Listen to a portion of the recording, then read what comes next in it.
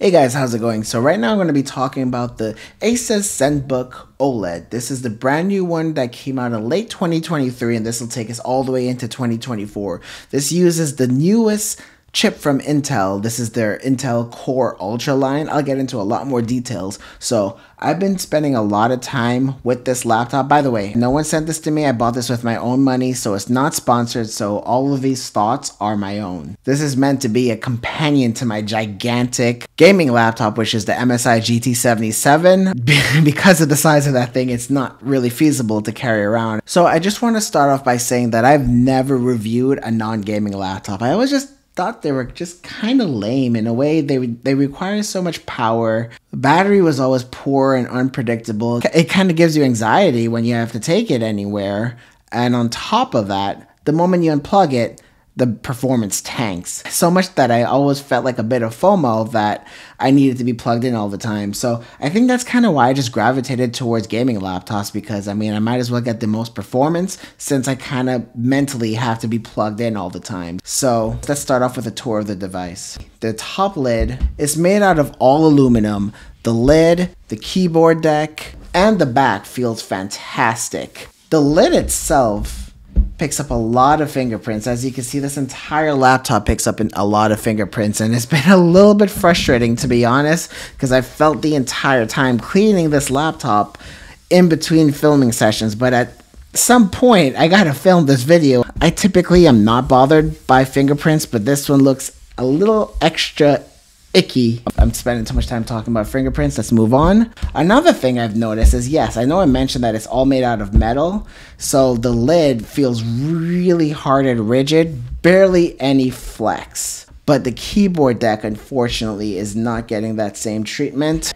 I am seeing a lot of flex, a lot more flex than I would typically get on any other laptop. I mean, it's not really noticeable unless you're pressing down on it in a natural way like I am, but that's just something to keep in mind. But when you're typing or clicking on the trackpad, it's not really noticeable, but this thing is incredibly light. It's only 2.8 pounds. The MacBook Air 15 with the M2 is 3.3 pounds, and the 13-inch MacBook Air is 2.7 pounds. So the fact that this is a 14-inch laptop managing to be 2.8 pounds is really incredible. And they managed to pack a 75 watt-hour battery in this too. I mean, just look at this HDMI port. They cannot possibly make this any slimmer. And speaking of the ports, I really love that they included a full USB Type-A port.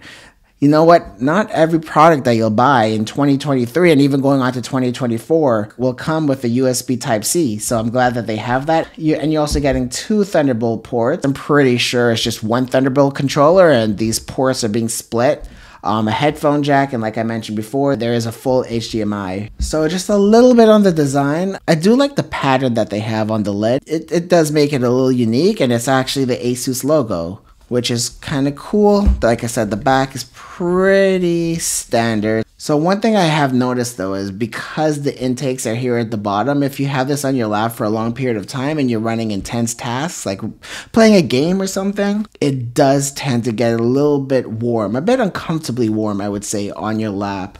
So like, I know I keep bringing up the MacBook, but because there is no intakes or there's no fans at all at the back, you can never choke the system when it's on your lap. Or if you leave this laptop on your bed, it gets really, really hot too, and it can be a little bit concerning. So I think that's a bit of a design improvement that they can do in the future. This is just something that's standard with most laptops, with the intakes being at the bottom. But after using the MacBook for a little bit, without ever having to worry about choking the system when it's on the bed or on my lap, I think that's something I would like to ask for all other laptops going forward. And another thing about this design is they're using their unique typeface, aka the font of the keyboard. It's unusual. It's a bit different than what I've seen in the past, but I kind of like it. I don't mind it. And the trackpad is made out of glass. It's great, works well, glides well. I guess maybe I can mention that it folds all the way back. And I did type my entire notes of what I wanted to talk about with this laptop on this particular laptop itself, and I had no issues with the keyboard. It's a little shallow on the travel, but I guess that's to be expected on a laptop this thin. Oh, and another thing, the speakers are at the bottom, and they sound incredible. Let's do a little speaker test.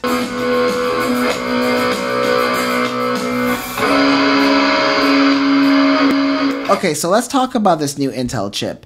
This is a brand new architecture from Intel. They aren't even calling this the 14th generation. And by the way, the HX chips that you're going to see on gaming laptops that are starting in 2024, at least at the time of this recording, it's essentially going to be a rebranding of the 13th generation. I think they're just going to add an AI chip, and more than likely they'll just be higher binned. But since this is a brand new architecture, we get a brand new naming convention. So now this is called the Intel Core Ultra. And they're not even calling it 14th generation. They're calling it the Core Ultra Series 1. So Intel is turning a brand new page here. So we all know Intel's performance has always been stellar, but where they fell short from the competition is their efficiency, their heat management, and their battery life, which ironically is all because of the same problem. Well, Intel fixed that this year with 3 key features. First, we're now getting a 7 nanometer process instead of a 7, so that's a big jump right there in efficiency. 2, this chip is just a lot smarter. It knows when to decrease power and ramp up power depending on the particular process. And third, Intel is now adding 2 low power E-cores. So these are meant to handle basic tasks, background tasks, and video playback. That could reduce power by up to 25% compared to last year's Intel chips. And also, when it's idle, that's when these new low power E-cores really does its work. So when you're just sitting on desktop and not using the laptop itself, you're able to get up to an 80% power reduction compared to previous generation Intel chips and even AMD chips. And best of all, these new low power E-cores allow this computer to go to sleep and stay asleep and not drain battery while it's asleep, and also prevent it from having to go to hibernation. So just like a smartphone, the moment you power it on, it boosts right up from where you left off. So on top of that, you're getting really good performance with these new Intel chips. So let's talk about some of the performance numbers I've been getting with this.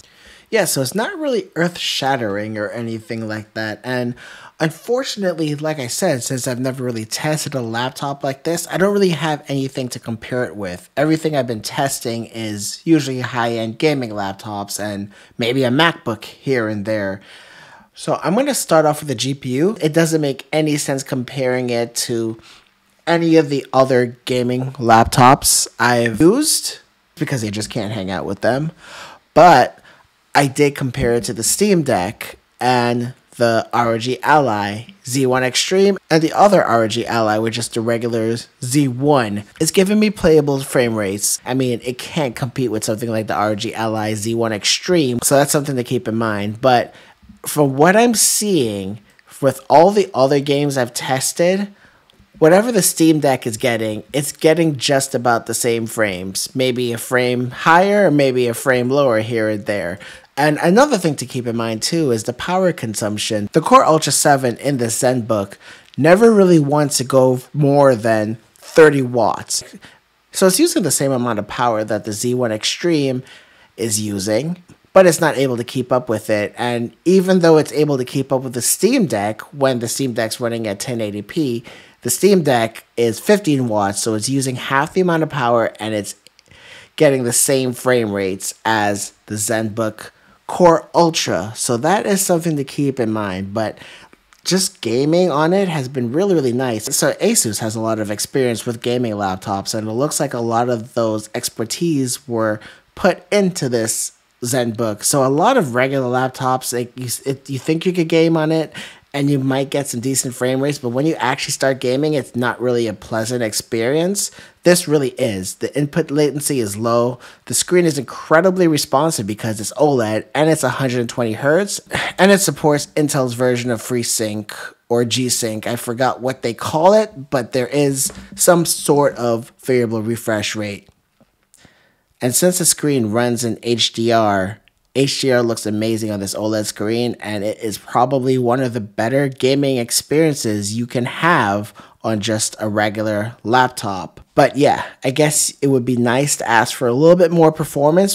When I get in a Core Ultra 9, I would like to see how much better that performs. But overall, I mean, I'm getting playable frame rates to the point where I'm wondering why I'm even keeping my Steam Deck when I can just kind of use this as both a laptop and a gaming device with a larger OLED screen. So let's move on. So I ran the regular Cinebench R23, and the CPU single core is getting similar to what I got in the ROG 14 7940HS. Oh, I also want to mention that all of these games I ran and benchmarks, I did them both battery and plugged in, and I got identical scores. That's one of the biggest attributes of this new Intel chip, is getting the same amount of performance at only 30 watts while plugged in and unplugged. And Cinebench R24, the Zenbook is in last place. It's still able to hang out with the ROG G14. And you gotta remember, like, that ROG G14 is almost 4 pounds, and this is 2.8 pounds. And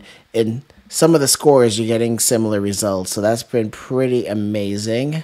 So I ran Solar Bay, which is 3D Mark's, what they're claiming is a cross-platform benchmark. And I threw the iPhone in there, the iPad, the ROG Ally, etc. And you can see that the Zenbook is kind of holding its own, at least when compared to the iPad Pro M2. If I had a MacBook M2, just a regular M2, not the M2 Pro or M2 Max, I would have loved to compare that, because I think that would be a better comparison point for this particular chip than the M3 Pro or the M3 Max, which I also threw in there. Last, I'll just quickly touch on battery.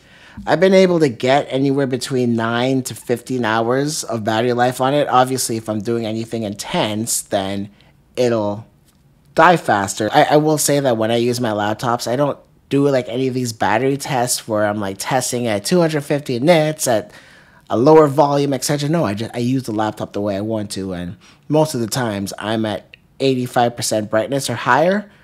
If I'm listening to the speakers, it's going to be at a higher volume, and if I'm doing something on my laptop, sometimes it's more intense tasks. So the fact that I'm able to even get 8 hours, where before on any other my gaming laptops and even like the ROG G14, I would only be able to get like 4 or 5 hours. And also I had the display set at the dynamic refresh rate of 60 to 120 hertz. So I'm not sacrificing anything to get battery life. I'm just getting good enough battery life. So if I was to make some tweaks, I could probably get 13, 16, maybe 17 hours of battery life. And now we're getting to MacBook territory. It's not as the battery life isn't as good as MacBooks. Like I can, just from having this MacBook Pro still.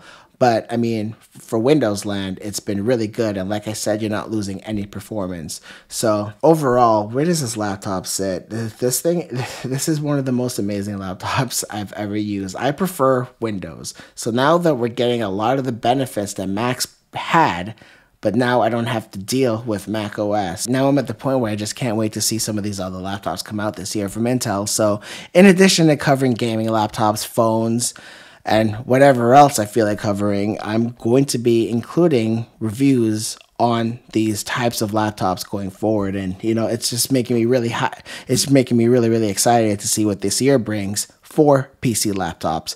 But all right, that's going to do it for this one, guys. Thanks for watching. And if you guys haven't already, please subscribe. That would really mean a lot to me. I hate wasting time in videos asking for people to subscribe, but the few times that I do it, I do notice that it does make a difference. So thanks a lot, guys. Bye.